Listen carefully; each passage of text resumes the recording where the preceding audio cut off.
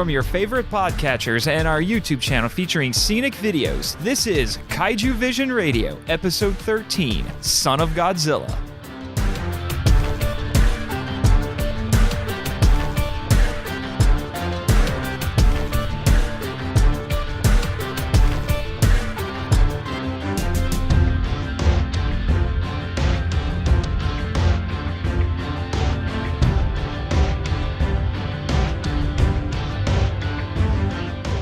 Hello, G-fans and kaiju lovers, and welcome to Kaijuvision Radio, a podcast about the appreciation of giant monster movies and discovering their historical and cultural value. I'm Nathan Marchand. And I'm Brian Scherschel.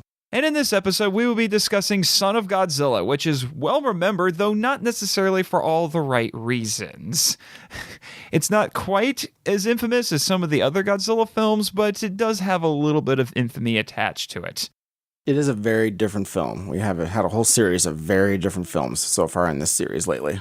Yeah, in fact, in some ways, this one kind of defies classification.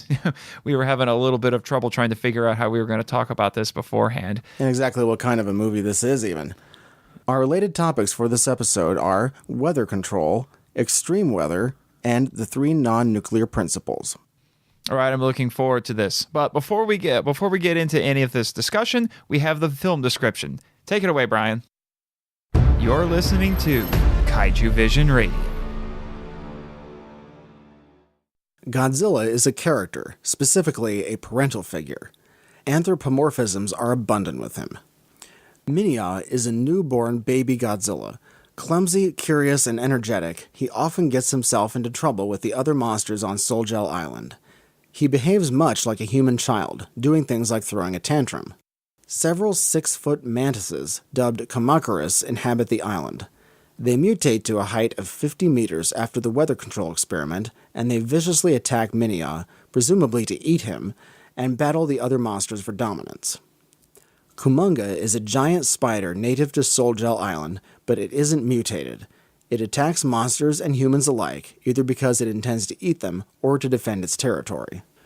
Goromaki is a reporter who parachutes onto Sol-Gel looking for a scoop. He agrees to become the team's cook so that he can stay and observe their experiments. Professor Kasumi is the leader of the team conducting the weather control experiments in the hopes of developing a way to cultivate arid areas of the world.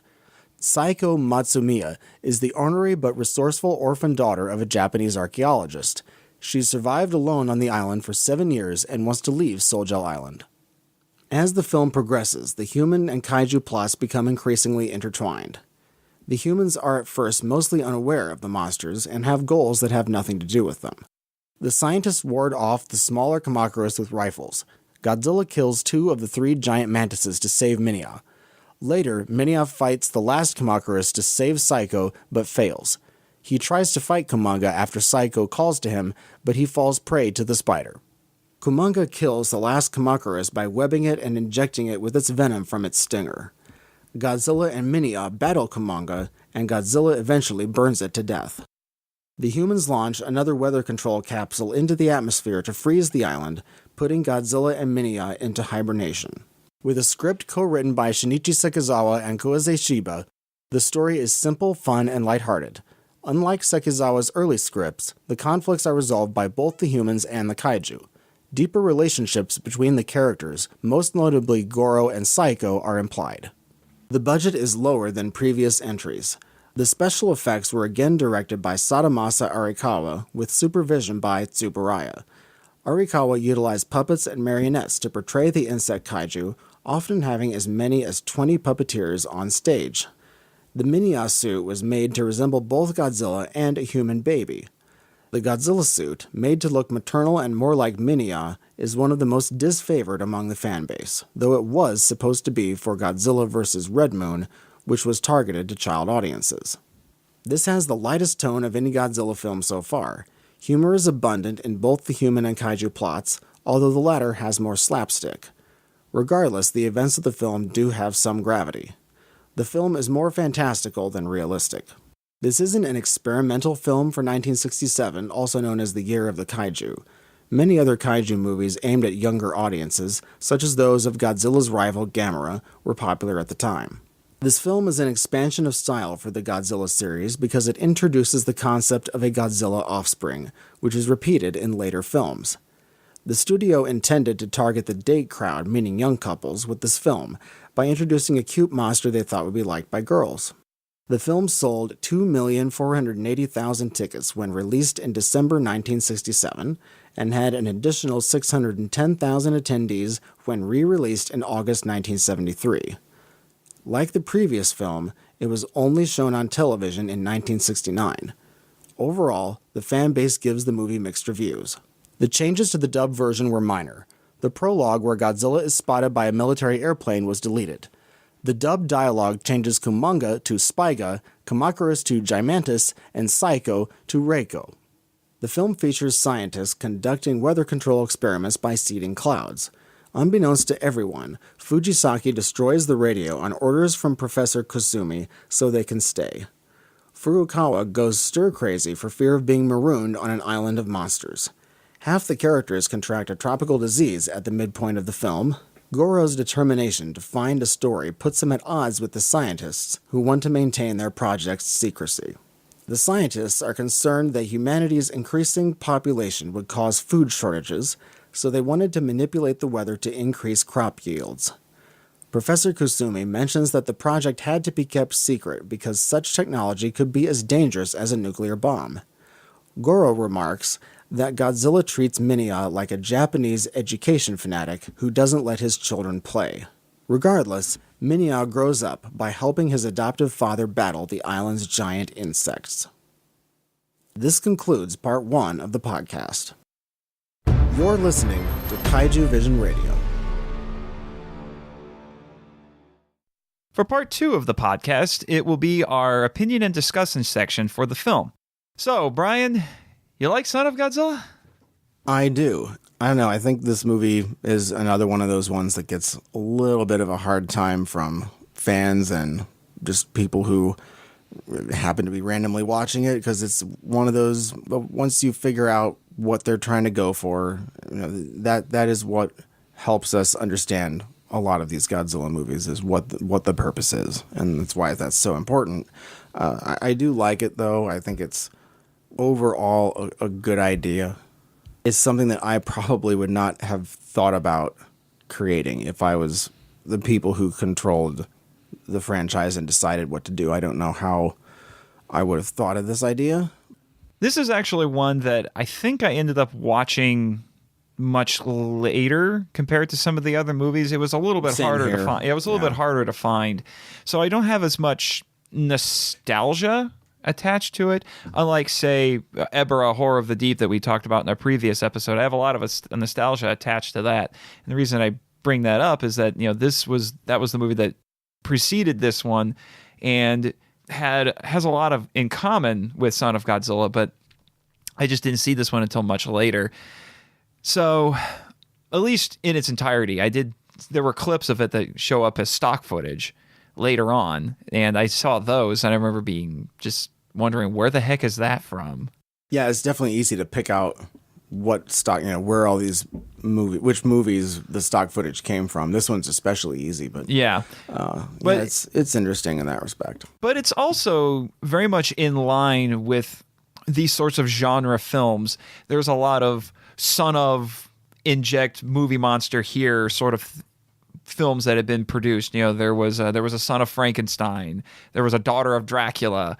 There was Bride of Frankenstein. Yeah, Bride of Frankenstein. Son of Kong. That was actually, love that one. Yeah, stuff like that. So it definitely fits in with all of that. So it's not a terrible stretch to think that a film like this would be produced eventually. One thing I like about this movie is it was filmed pretty well. I think it was a good job in that respect. Well, you had Jun Fukuda coming back for this one. Yeah, and he knows how to film a lot of these movies really well too. He understood the technical way of how to tell a story with the camera, which is extremely important. I guess the only caveat that I would throw in with that is you can tell that there's a bit less money being thrown around with this, and that's not that, as we've said, that's a trend. But at the same time, you end up seeing that a little bit. And I think when you like the thing I love about this though is I'm talking about the other monsters in it, particularly the mantises and the wonderful spider, which yes, they are 20 fantastic. 20 people on working on the set just to try to move that around. I think I even read that for the Kumanga puppet, I think it required 2 to 3 people for each leg to man it, which is insane. And they do it pays off. It pays off. Very good job. It looks wonderful the way it's shot. The way the camera is positioned on it probably helps to hide some things, but it's just the way it moves. It looks very natural. Yeah, it made me think a lot of Shelob. Like if they had made the Return of the King way back then, this might have been how they would have done that. I don't know if they would have had any other option of how to do it. They really put a lot of effort into that. And so again, it's sort of like they got the money that may have been better. This is really something that we need to put it into actually is this, because you have to make that part look good. And so instead you get a little bit of kind of rough around the edges with some of the sets. Yeah. And this is a little... Yeah, you can tell that they split this a lot between a soundstage, and there is some on-location filming. Which that's nice. Yeah, but you can tell that they were switching between them a lot, and it's more jarring at first in the movie, I will say. The set of the base is kind of like, oh, yeah, okay, I get it. I can imagine enough. I can imagine my way out of this. Yeah. It's not gonna. It didn't kill me by any means, but at the same time, it's almost a little hard to not notice in the back of your head. It's like, oh, it's not the same as with the previous movie, because there was some stuff they obviously did on sound stages for the previous movie. That looked a lot better. But it did look better, and it looked a bit more polished. But again, they didn't have this 8-legged thing that they had to puppeteer around with, and all the strings, and it's a big production. That's the interesting thing, because besides Godzilla and Minya, which are obviously done with suits, the other monsters are all puppets and marionettes. And I think that's one of the greatest strengths of these movies, is even when the budgets are going down, you can tell, in most of them anyway, that there's a lot of effort and craftsmanship and artistry that they're trying to squeeze into there as much as they can with the resources that they have. Mm-hmm. I think actually one of the best scenes in the movie related to Kumanga actually doesn't involve the puppet that they used for the monster scenes. It's those sequences when Kumanga is trying to get at our human heroes with its stinger. And they had that massive prop that they had built that they would stick in, and they would actually interact with the actors and try to get at them. They did it twice, and it was fantastic both times. It's not something that you see very often anymore. And I know some people might look at that prop and that sequence and kind of laugh at it a little bit, but I thought it was incredibly effective. Getting to the suits, I mean, I know that this suit for Godzilla is probably one of the more unpopular ones, it seems, among the fan base. To me, it just looks weird, but there's, like we said in part one, it was partially made for another movie geared very much towards children, Godzilla versus Red Moon. Mm-hmm. And so that was part of it, and then they made it more matronly or maternal or whatever maternal, you put into that description. The eyes look really weird. The eyes are what kill it for me. I can deal with the weird girth, but it's the eyes and the face that really kill it for me. I have long nicknamed this thing Frogzilla, because it was designed to look more like Minya, and they made Minya look like a combination of Godzilla and gave him features that made him look like a human baby. And that's, I think, I have my brain just registered more reservations about the Minya suit than the Godzilla suit ever would have. It's just a bit hard. It's not like I had to see Jar Jar Binks. I was about to say Minya is kind of the Jar Jar Binks of this franchise. Unfortunately, it's not. I don't want to be that unfair. But this every franchise has one. Trust me. Well, think this is way better than that. It's more in terms of this is the one character that the vast majority of people in the fan base would say, oh, I don't like this character, or I flat out hate this character.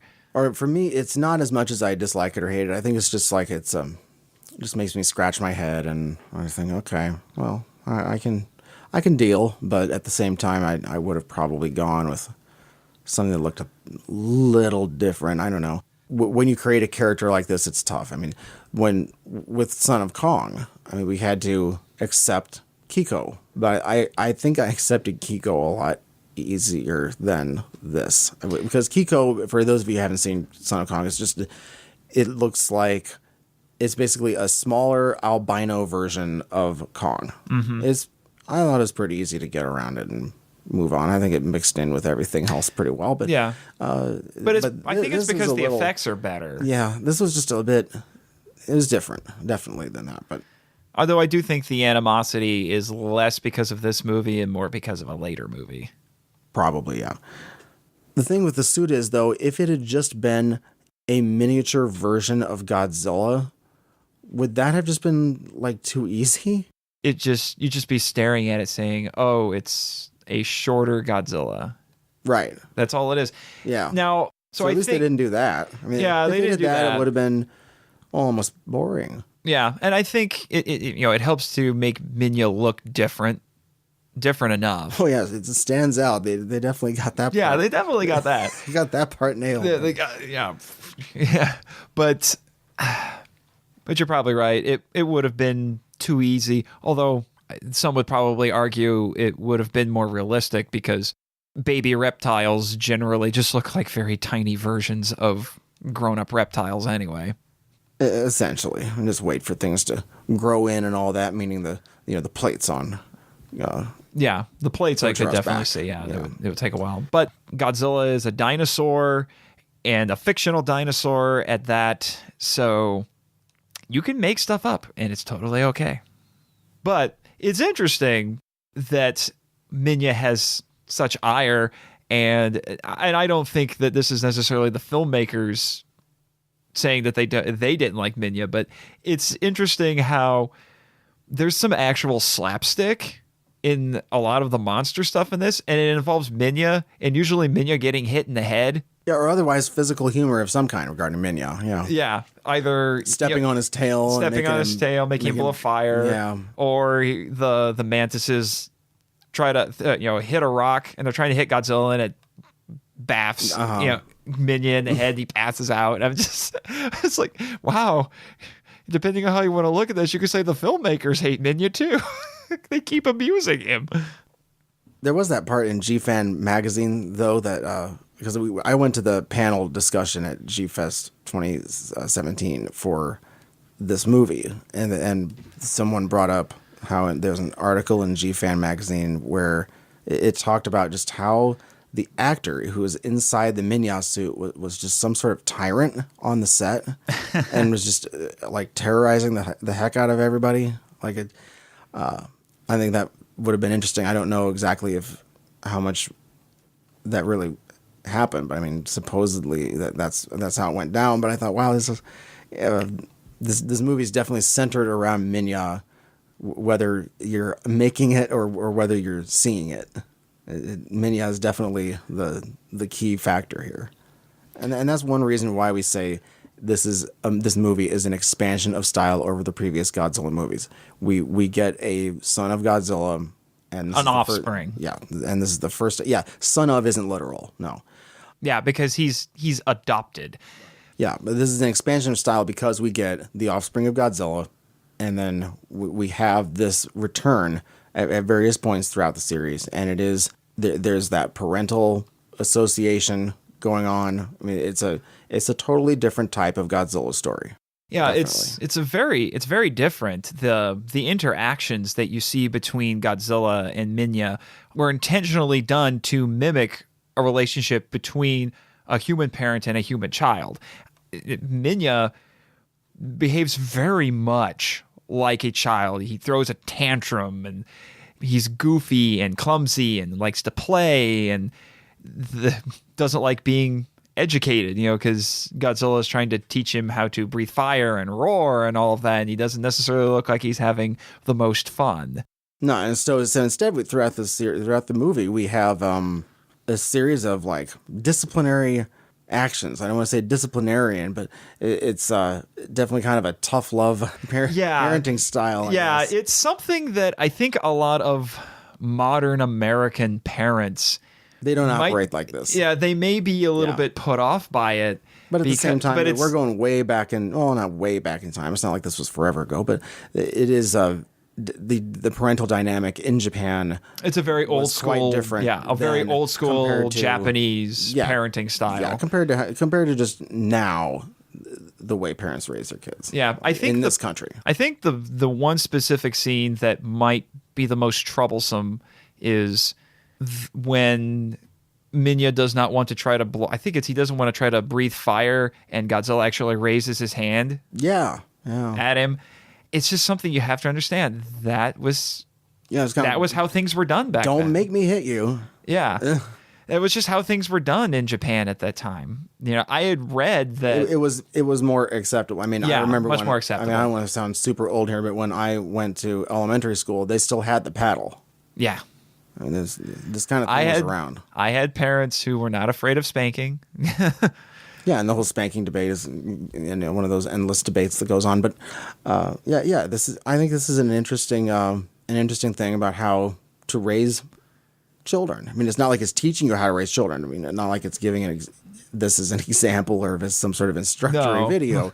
But at the same time, it does demonstrate how a parenting dynamic works in a Godzilla movie, which this is something that that's never happened up to this point in the series. I mean, we just now recently had our first young adult movie. And now this is, I think that's where we can sort of move this discussion into what was this movie supposed to be? So it's hard to figure out because I mean, we know why the studio did what it did. Yeah, they wanted to make a date movie essentially. Yeah, for couples, and from the fiscal end of this, that makes sense because you're getting not just one person to buy a ticket, but you're getting a guy to bring his girlfriend or date or what have you along. So that's 2 tickets. Yeah, and as you and I have been learning in our time in the fandom, cute monsters are loved by the women who may be in the fan base. They love the cute things.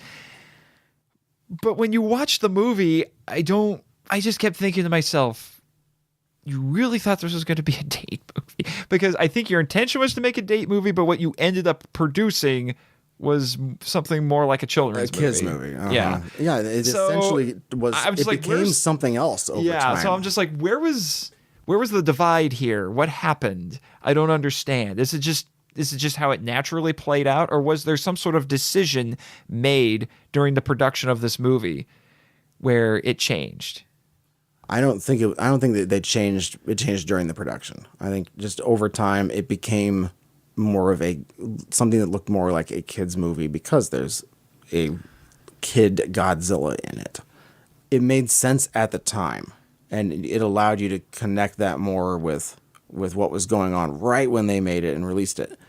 But if you don't know that it was a date movie initially, I don't know that I would have watched this movie and somehow concluded that this was a date movie. I don't think that would have crossed my mind. And all the times I've seen it, I've never once thought, oh, this was a date movie. I've always thought it was a children's movie. That's rather why odd it was kind of children's movie if it's a children's movie. But I chalked it up as more of a children's movie. But so it's one of those things where they made it for a very specific reason, and then the perception of that reason changed over time. I mean, it's not like when they sell the DVD of this movie that they have, this is a bring your date. No, there isn't that direct connection. Maybe 1960s Japan just had a very different take on what a date movie is, or just what specific demographics they were going for, because this is really specific. I know it's highly super specific. Yeah, you would think that it was intended to appeal to the same audience as Ebera, or at least a part of that audience. But there aren't any young people. No, well, not really. The youngest person there is Psycho and Goro. And there's very oblique, subtle references that they may have a thing for each other, but that's the closest you get to any sort of romantic relationship in this, which is what I generally think of when I think of a date movie.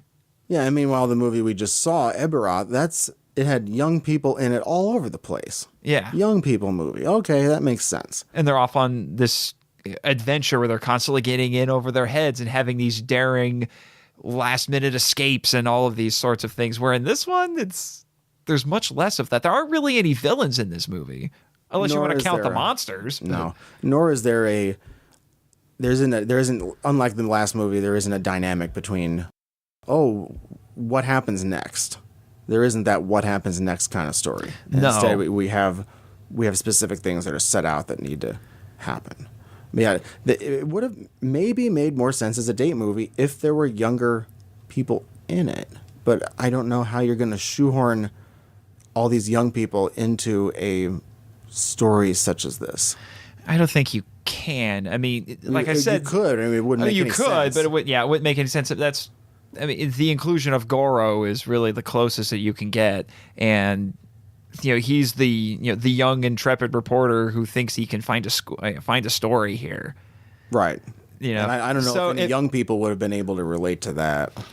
They might be able to, or be able to relate to being climatologist scientists on a remote South Pacific island. Well, I do think some of the young men might have actually gotten it, because there's, especially early on before Psycho is introduced, there's very much a kind of we're a bunch of guys living together sort of dynamic thing going on, like that actually one fraternal piece of, very like that almost crass joke that they have early on when Goro was trying to wash lettuce for himself to eat, and one guy says, "Oh yeah, the other guy washed his boxers in it," that sort of a thing.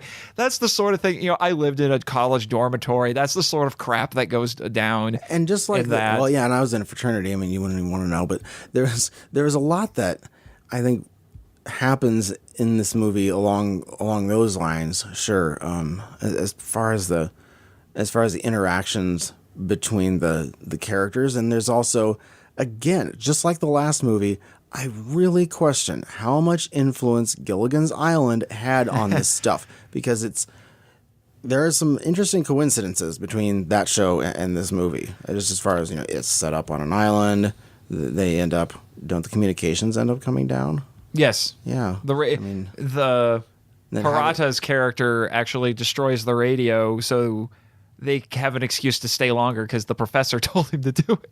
Yeah. So, and then so they are essentially stranded. Yeah. There. And so there's some interesting parallels. And of course, this was the heyday of when Gilligan's Island was going on. Yeah. And so it's just rather coincidental that we get all this island motif put into both of these movies, and one following the other just in the second year. But anyway, it was just a nagging thing that I was feeling every time I watched this. Yeah. The atmosphere is pretty good, though. I mean, it does have continuity. It does make sense. The funny things in the story don't seem unnaturally just thrown in. No, they don't. It's very character driven. Yeah. It's very much, because Goro shows up and he says, "I'm here because I'm going to find a story and I'm not moving."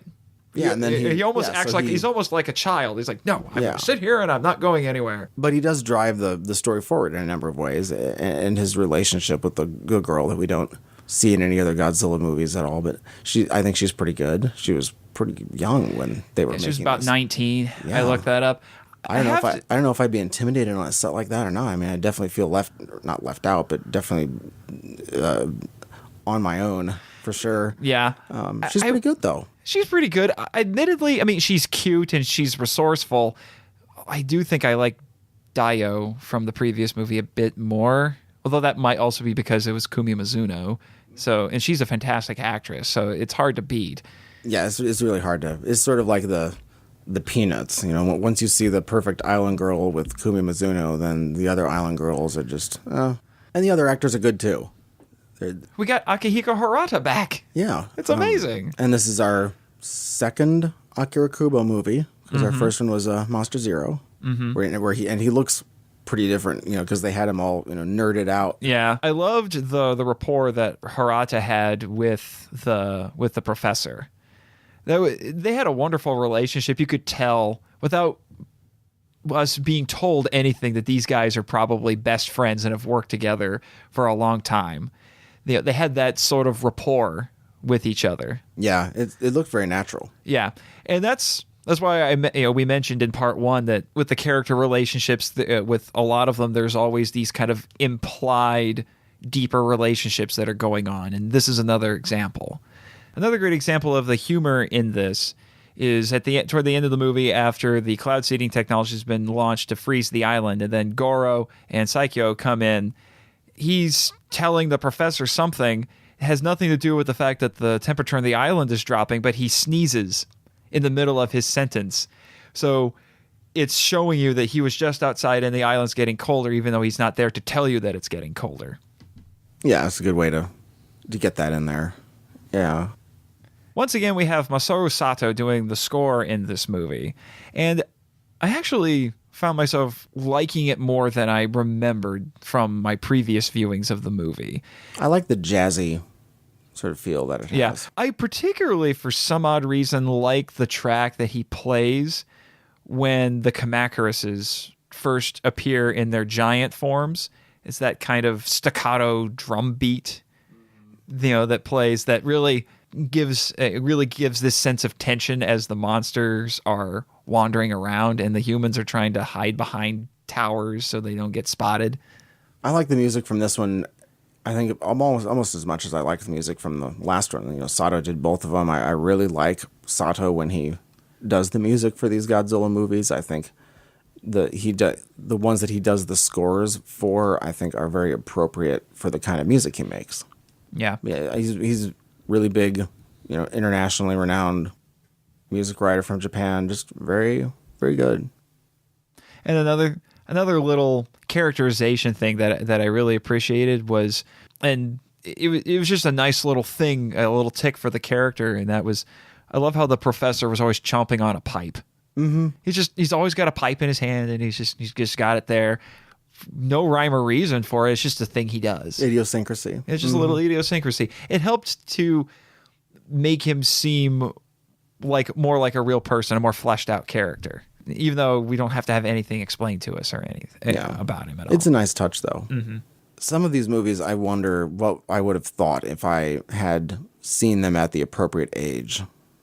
And like with this one, what is the appropriate age even? If I was a little kid, I don't know if I would have gotten it very much at all with the parenting and stuff. I think this is, I guess if I saw it at the time that it was made, the target audience would have been young adults. And again, I'm not really sure. I don't know if that would have been a movie that I would have brought a date to. Yeah, I know. Or what would the date have thought? I don't know. That Minya was cute. Apparently, that's what they thought would happen. Huh.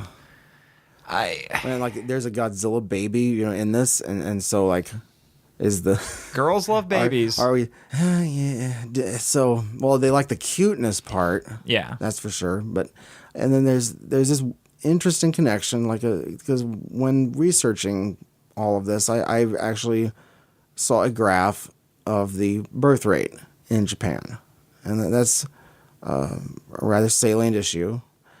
There was a big crash in 1966 regarding the birth rate, and so I had to look this up and ask, okay, why in the world did this happen? Actually, something related to superstition and astrology. Like every 60 years, there is a year in astrology in Japan where they think that the women who are going to be born from that year, that they end up being fire horse women, and that they would be very strong-minded women, and that they would be really tough and considered, I guess, bad luck for the man that they marry.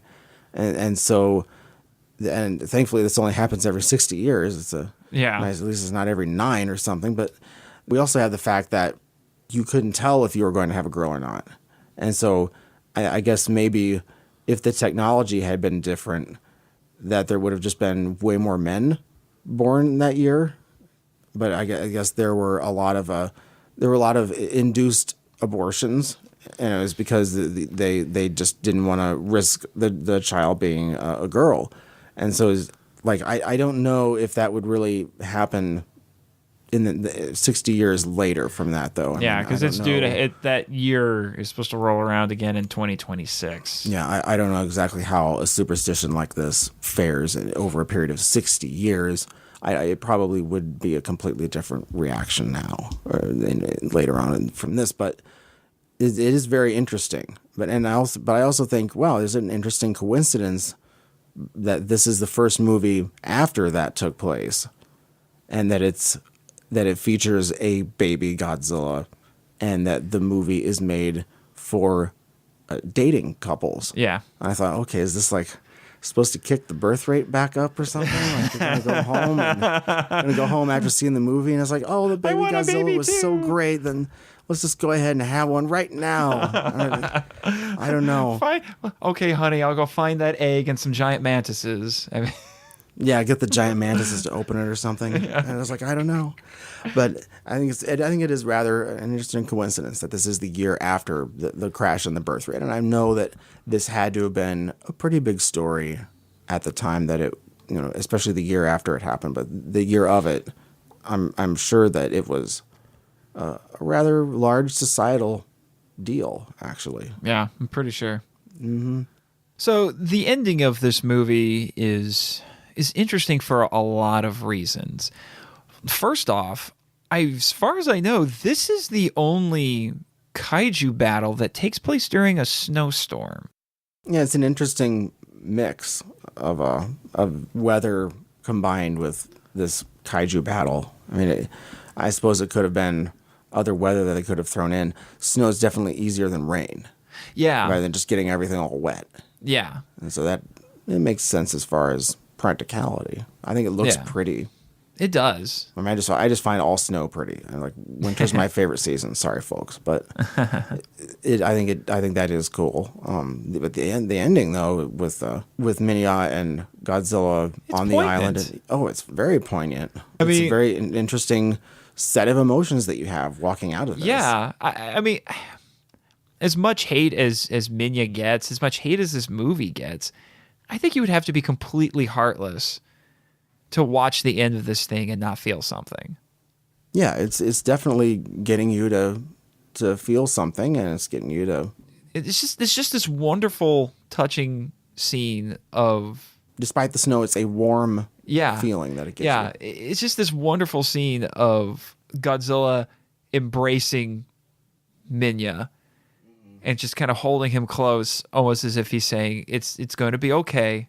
We're just gonna hibernate for a little bit. We'll be fine." That's the less disciplinarian parent there, giving comfort. Yeah, he's just telling him it's gonna be okay. We're just gonna go to sleep for a little while. And this is definitely the first time Godzilla's hugged anyone. Yeah, yeah. And let's keep in mind, how long has he been taking care of Minya? Not a couple of days, maybe. Yeah. Mm-hmm. So he's obviously gotten attached to the little guy. Mm-hmm. So I think it's wonderful. It was a good idea. Yeah. Good idea for a way to end it. It's not often that you get such an emotional ending like this in one of these movies, which helps to set it apart, I think. It's better than falling into the ocean. This works better for this movie. Yeah, most definitely. I think that about covers everything for part 2. Let's move on to part 3 of the podcast.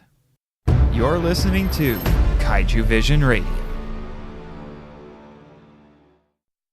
For part 3 of the podcast, we cover a related topic that is either brought up by the film or was going on in Japan at the time the film was released. And so for this one, we chose 3 topics: weather control, extreme weather, and the 3 non-nuclear principles. And of course, the 3 non-nuclear principles is what was going on in Japan at the time, and the other 2 were brought up directly by the film. So first, weather control. So first, let's talk about how this was portrayed in the film, because there's weather control in American movies sometimes. A lot of places. And stories, but in this one, we don't really get a typical sci-fi American trope of, oh, they're tampering in God's domain thing. That's not really going on in this movie. It's not really tampering, but instead it's a lesson about unleashing science and having the right ethics to make good decisions, because they're doing this project because they want to increase crop yields, and so they're figuring out how to make weather more predictable. Yeah, they want to be able to cultivate the arid portions of the globe in order to grow more crops there, which is a noble goal. Definitely. And it's interesting because usually when you have weather control being such a huge part of a story, it's not being used for benign purposes. It's usually much more malevolent than that. It's being used as a weapon or as a form of ransom or something like that. Superman 3. Yeah. Mm-hmm. So it's not to say that there aren't other instances of it being used for benevolent purposes, but they're in the background as opposed to being at the forefront of the story. As a scientific trope of weather control, I mean, this goes back to a lot of humanity and how humanity all the time has been subject to all kinds of really bad weather and disasters. I mean, Japan has to put up with tons of disasters of all kinds. They have very little arable land. And so they have high population density in the cities as a result. And so there's a Japanese angle to this because they are plagued by so many of these issues. I mean, yeah, volcanoes and earthquakes aren't quite climate, but it's nature. Yes. It's the effects of natural disasters. Yes. And so there's always been a desire in humanity to mitigate these disasters, stop them from happening, at least make it less bad or so extreme.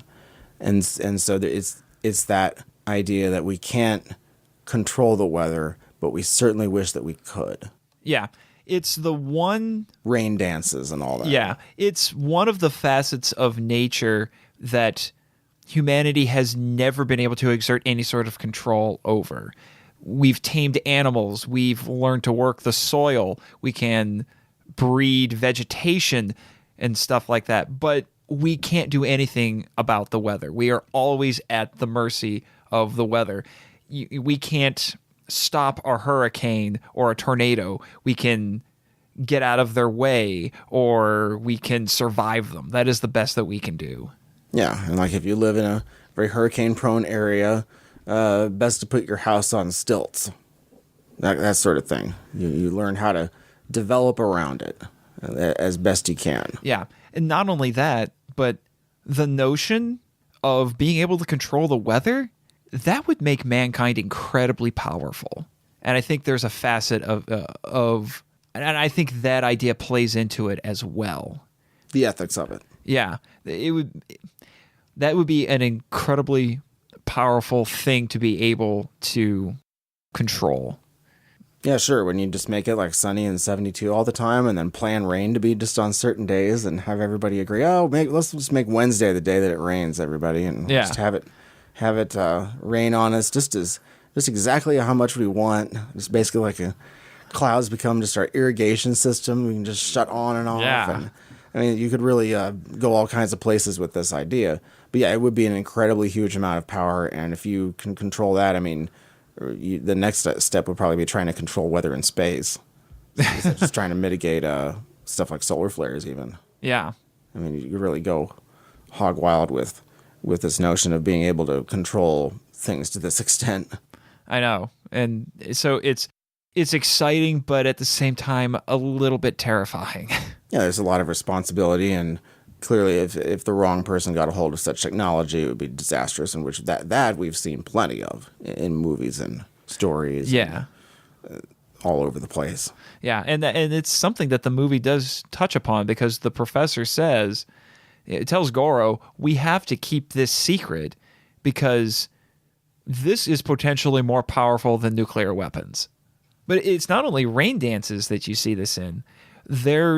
It's as old as storytelling itself. Even when we talk about the trope, you see it in several times in Greek mythology. Most notably in it's Iphigenia, the daughter of King Agamemnon. She's offered as a human sacrifice to Artemis so that they can becalm the Archean fleet, so they won't have any wind, so they can get to their destination. And then you see it in the Odyssey because Aeolus, the keeper of the winds, gives Odysseus and his crew bags filled with the four winds. And then the crew opens it while Odysseus is sleeping and lets the winds out, and it blows their ship off, of course. So it's something that mankind has always been fascinated with. And back then, the attempts to control the weather had more to do with magic and ritual. And now it's focused more on technology. Yeah, and then I remember seeing Clash of the Titans, Harryhausen version from 81, and it opens with the tsunami that Poseidon creates. There are a few real-world examples of projects that are about trying to control the weather. And not unlike how they do it in this movie, too, with cloud seeding. Yes, generally the same idea as, Project Storm Fury, which was started in 1960s. And it was an effort to seed hurricanes with silver iodide in order to affect the hurricane's strength. So you're trying to sap the hurricane's strength before it approaches land, which, if you just get that is a good thing that you want to try to do, sure. But it ended up not working. And for a while, they thought it actually worked. But it's because of the eye wall replacement cycle and just the general life cycles of hurricanes, that they sort of thought that, the project worked, but then later on you realize, no, there are actual scientific processes at work in the dynamics of how hurricanes work over time. And so, unfortunately, that didn't work. It would be nice if we could do that, though. I mean, we've had a lot of very bad especially weather in events. In recent events, but it ended up not working. And then there's also another weather control project that was a bit more ambitious, as well, maybe as, even almost humorous in a way. It was something I stumbled across. It was called Operation Popeye, right, from 1967, March 1967 to July 1972. So it was concurrent with this movie. It was done by the U.S. military. The goal of this was to seed clouds to extend the monsoon season in Asia. This was a Vietnam War effort. The goal was to make the monsoon season last longer so they could disrupt North Vietnamese supply trucks. Yeah, rain out the enemy. Yeah. And this whole thing was secret. Yeah, the whole thing was covert. Yeah, it was covert, and they wanted to cause landslides, and yeah, water's pretty destructive. Yeah. The goal was to increase the rainfall in North Vietnam to disrupt enemy supply trucks by softening roads, causing landslides, and washing out river crossings and saturating soil. Interesting combination of things. Yeah. Yeah. And they would do this by flying. They would fly out of Thailand and go over Laos and Vietnam and Cambodia. It would fly 2 sorties a day with C-130s and F-4C Phantoms seeding clouds. I think it's pretty safe to say they didn't really accomplish anything. But it's just, can you imagine being one of the pilots who gets selected for this? And interestingly, it was supposedly sponsored by Henry Kissinger and the CIA, but it was done without authorization from Secretary of Defense Melvin Laird. So that should tell you something. I'm guessing when you're keeping it a secret from other cabinet members, like defense especially. Yeah, I'm guessing it's something that Mr. Laird probably would have said, you're wasting resources on this. Well, it's not just the resources and everything, but just I don't know exactly who would have had to think about this. It's a very unique idea, but at the same time, it's even this didn't succeed either, did it? As far as I could tell, no. I mean, but there were some lasting effects from Operation Popeye, not the least of which being that there were congressional resolutions that were brought in the mid-1970s that banned weather warfare. That is an actual term, weather warfare, in the United States. And then in 1977, the UN held a convention in Geneva that addressed this issue. It was on the, quote, prohibition of military or any other hostile use of environmental modification technologies. It was signed on May 18th, 1977, and took effect October 5th, 1978. So, believe it or not, there are both domestic and international laws on the books dealing with weather control.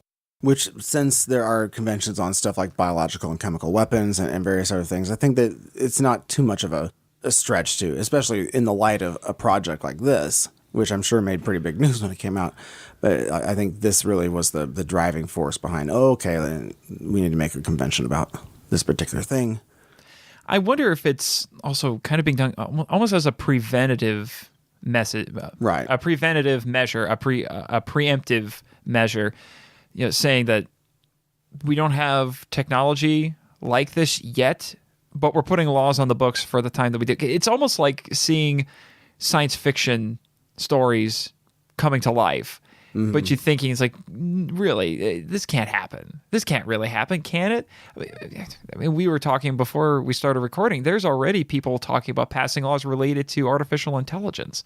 And that seems so far away. Yeah, particularly the idea of using robots as an army to murder people with. Yeah. I mean, it just seems like, oh, come on. You've been watching too many movies or something like that. But not in the stuff I've been reading about Japan and how far they've gone in robotics, let alone how far everybody else in America is too. And it's just one of those things. The longer we live, the more science fiction is becoming fact. Yeah, and the more... I mean, to me, like the less you need conspiracy theories when stuff like this has already happened in our history, like going back to the Vietnam War with weather control, and so like, who needs conspiracy theories when all this stuff's actually really did happen? Yeah, it seems like there's enough science fiction now in our daily lives than there is needing to invent anything else to explain things. It's like it's right there in front of us. Yeah. But now, before we move on, just for fun, I wanted to bring up a few examples of other uses of weather control as a trope in science fiction, in stories. So a few. I mentioned Superman 3 already. Yeah, you already mentioned Superman 3. Using the weather satellites. To cause massive, very specific weather. Yes. Issues. Yeah, but a few that I've been exposed to was back in the early '80s. The G.I. Joe cartoon had a miniseries called The Revenge of Cobra, and the plot of the week in that one was Cobra, which is a terrorist organization, had built a device called the Weather Dominator. It's such an impeccable name. Nice branding. Yeah, it's such an impeccable name. I love it. And they would use it to, cause snowstorms in deserts and things like that, completely disrupting the weather patterns across the world. There was also, for Mystery Science Theater fans, Overdrawn at the Memory Bank. Oh, my gosh. The HX368 computer controls all the weather, and then when, Raul Julia gets stuck in the computer, then he starts messing around with the weather, and it talks about, like, houses of parliament flooding and all of these insane weather events. Yeah. And then another one I had was from a video game I played as a child. It was a Teenage Mutant Ninja Turtles 2, the arcade game on the NES. Unlike in the arcade game, they added a couple of extra levels, one of which was one where Krang, the villain, builds a spherical weather control machine that makes it snow in New York City. And at the end of that level, after you fight the boss, you destroy the thing, and as happens usually in fiction when you do this, it just magically makes everything better. All the snow just disappears in about 10 seconds, and then one of the turtles walks up on the screen and says, "Spring is here." Another one is another Mystery Science Theater related one is Invasion of the Neptune Men. And the invaders, they somehow, even though they only have one ship, really? I haven't seen that episode yet. They just have one ship, I think. But somehow they are able to cause weather all over the Earth. They cause the temperature to lower dramatically, so that it's snowing and all this stuff. I thought, and they didn't even explain really how they could do it or anything. But like the idea of just alien invaders messing with our weather to affect us. Yeah, and then a more benign example I had was many planets in the Star Trek universe, including Earth, have weather control technology that they use to create a more idyllic environment on their planets, which would explain why when you watch a movie like Star Trek IV, The Voyage Home, when that Tootsie Roll from outer space probe shows up and it's disrupting all of their weather, why they were ill-equipped to deal with it, because they probably hadn't had to deal with things like hurricanes and all of that in centuries by that point. Mm-hmm. And then a last one I have, and this actually isn't weather control on a huge scale. It's more on a smaller, more controlled scale, which is if you read or watch The Hunger Games, the game makers for The Hunger Games are able to manipulate the weather within the arena to do whatever the heck that they want it to do. So if they can, make it snow or make it rain, whatever, on a whim to increase the drama of what's going on in the games. Moving on to our next topic, this is extreme weather. Kind of dovetails with the idea of controlling the weather. But so far this year, we've had a lot of very, very, very bad extreme weather. I've studied hurricanes for a very long time. Not officially, but just sort of, I've been an aficionado of them since I was 7 years old with Hurricane Gilbert. It's a very amazing phenomenon to witness, and everybody's just, so many people are glued to their television whenever one of these bad hurricanes is about to make contact with the U.S. mainland. I have some very vivid memories being a child and watching things like the news coverage of Hurricane Andrew. Yeah, I remember that too. I was 11 years old, I think. Mm-hmm. And the way extreme weather can sometimes work is it can change the course of history. I mean, disasters can change the course of history too. One of them would be the Kanto earthquake in Japan that changed the course of history. And also it can change the way civilizations work. I mean, the one theory for why the Egyptian society did not do so well for quite a while there was a chain of disasters that once one was over, the after effects of that fed into the cause of another one, and it can sometimes take out entire empires. If you look at the way history has worked, and tsunami, back then there were no warning systems whatsoever. It just came and it wiped out whole cities. Also, recently we have the effects that the drought in Syria had, and that is, I would definitely cover droughts as extreme weather too. And droughts can affect whole societies. It can cause wars. It can cause major resource losses, and they can be threats to national security if they're bad enough. Or to give an American example, you had the Dust Bowl during the 30s. Yeah, that changed the course of society too. Oh yeah, it caused so many people to move away, especially in Texas Panhandle, Oklahoma Panhandle, that area. That was pretty much the epicenter, I think. Yeah. Extreme weather events can also really tell us a lot about how vulnerable so many places are.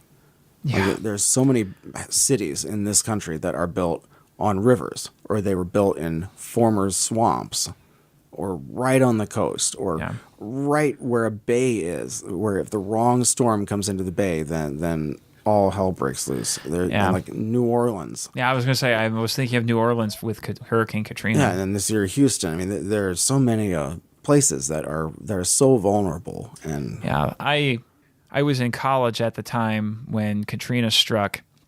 The school actually put together I guess you could call it a weekend missions trip. They got a bunch of the students together, and we drove straight down to Louisiana. We didn't go to New Orleans. We went to a city nearby. It was called Slidell. And we spent the whole weekend going down there and working with the people there for hurricane relief. So we were gathering debris and getting out of the way, or helping people rebuild their houses.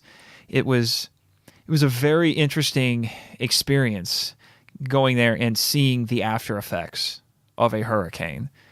I mean, seeing these people, bringing out stuff from their house and just leaving it by the roadside, bathtubs and all kinds of just these weird odds and ends of just piling it up. In 2005, I followed that hurricane season very heavily because there were just so many of them. I was doing my graduate degree, and I ended up doing a seminar class in my second year, which was a 2-year program, and it was on Hurricane Katrina. And then I did essentially what was my master's thesis on the 17th Street levee breach, which was I believe that was the biggest levee breach of any one of them that happened in New Orleans for Katrina. And so it was trying to explain just how does something like that happen. And it's very, I would say, depressing to just see how much of a failure that it was that occurred there. And I don't know how to get out of it. I mean, when you have a city that's sinking like this and everything too, it's too much to take, really. And I know friends that got caught in the flooding in Houston this year due to Harvey. It was just very bad.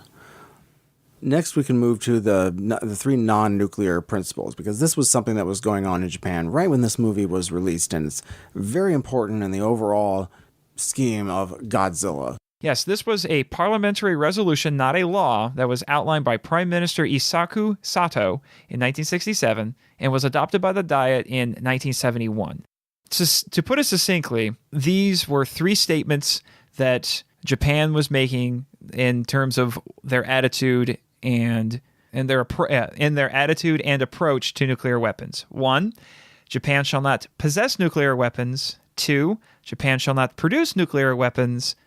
And 3, Japan will not introduce nuclear weapons into its territories. Yeah, the one time that there actually were nuclear weapons, they did find out about that eventually, and they weren't very happy about it. Yeah. During Sato's first term as prime minister, he promised to end the U.S. occupation of Okinawa, which had become a hot-button issue because it was believed the Americans were harboring nuclear weapons in their bases. Which they were. Yeah. Yeah. So as a compromise, Sato brought Japan into the Nuclear Non-Proliferation Treaty in exchange for Japan controlling Okinawa and excluding nuclear weapons. And then to protect against the principles restricting Japan's defense, Sato placed them within the larger framework of the 4 pillars nuclear policy. So the 4 points of that are: 1, to promote the peaceful use of nuclear power; 2, to work toward global nuclear disarmament; 3, to rely on the extended U.S. nuclear deterrent; and 4, to support the 3 non-nuclear principles. The last one allowed for changes to be made in the future while calling for Japan to abide by them, quote, under the circumstances where Japan's national security is guaranteed by the other 3 policies, end quote. And for all of this, Sato was actually awarded a Nobel Peace Prize in 1974.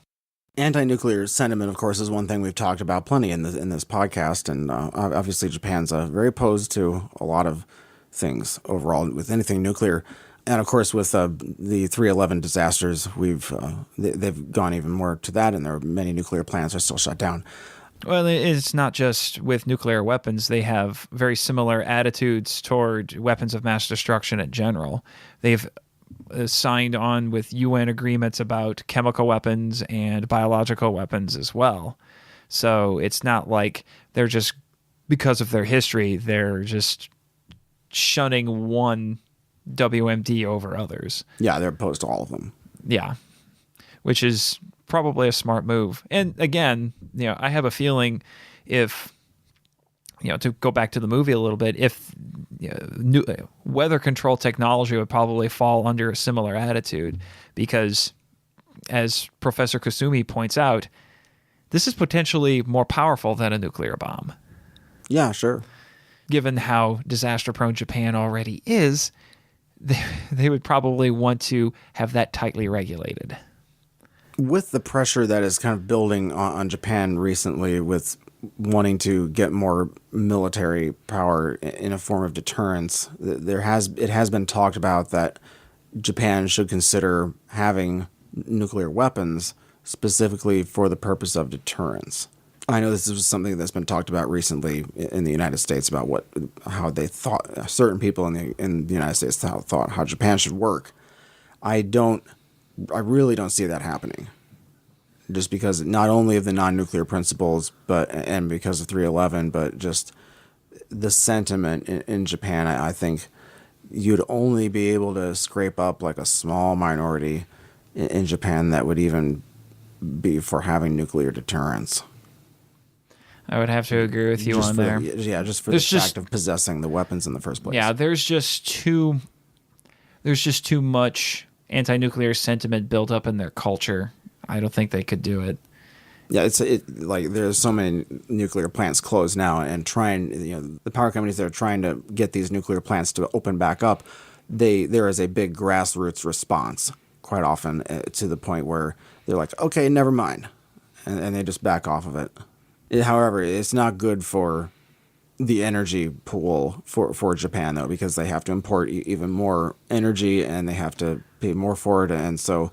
It's a catch-22, yeah, one of many. Yeah, and the mix of the different types of energies in Japan has changed dramatically as a result of all these nuclear plants being shut down. It really is like a no-win situation. Very, very tough to have to put up with. Because we talk about the Japanese national spirit in our podcast, like what do you think we come away with for what the expression of the Japanese national spirit is in this movie? Well, there's certainly a little bit of a commentary given about education in this. That's what I was saying. Because Goro compares Godzilla teaching Minya to a Japanese education fanatic who won't let his children play. So, I've seen and read a lot of things that speak to this Japanese penchant for overachievement, particularly in school. Oh yeah. So I know it's a little bit of a stereotype, that if you're, especially in the United States where they assume, if you're Asian, you must be super smart and work really hard. But that is a thing. And it's culturally based. Cram school and all that. Yeah. Too. It's a culturally based thing. Mm-hmm. It's funny that anybody in this country makes fun of that because, barely like half of the students in this country can pass basic exams. Yeah. The only other thing I can think of right now is that Japan's economy did extremely well, as usual, because it's the golden 60s. Their economy grew 11.08% in just 1 year. Just amazing. But, of course, there is plenty more direction to go up in the next years. I think that about does it for part 3. I think what we can do is we can go on to our next film in the next episode. It will be Destroy All Monsters from 1968.